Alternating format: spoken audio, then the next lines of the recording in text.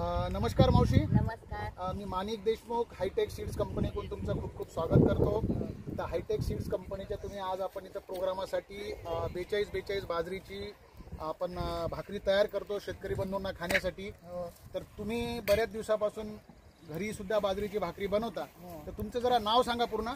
माझं नाव मीनाबाई छोटू संन्यासी, राहणार अंमळनेर, तालुका जळगाव. तालुका अंमळनेर, जिल्हा जळगाव. तर तुम्ही आता बाजरीची भाकरी सकाळपासून थापताय 42 ची. तर थापताना तुमचा काय अनुभव आहे?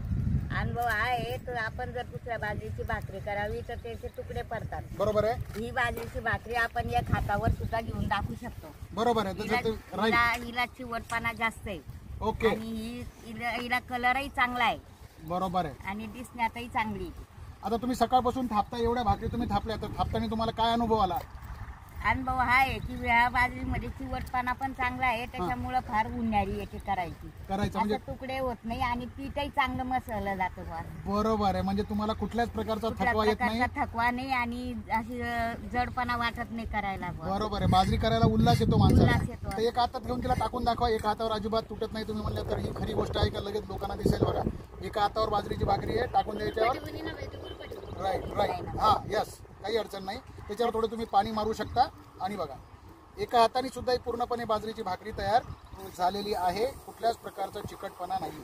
आपण जाऊया दुसऱ्या ताईकडे. या ताईचा बी अनुभव खूप दिवसाचा बाजरीचा भाकरी करायचा आहे. ताई, तुमचं नाव काय म्हटलं? वच्छलाबाई. तर तुम्ही बऱ्याच दिवसापासून बाजरीची भाकरी करता. तर हायटेकचे 42 भाकरीचा तुमचा काय अनुभव आहे? जरा मला करून दाखवा. तुम्ही सांगितलं मला काय की काय अनुभव आहे तुमचा?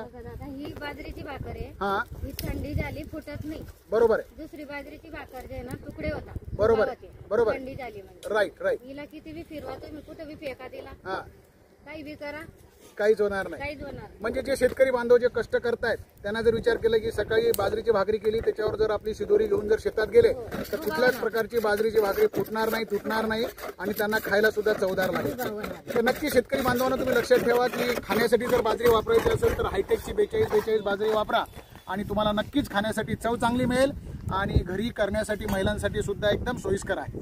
तर धन्यवाद मावशी.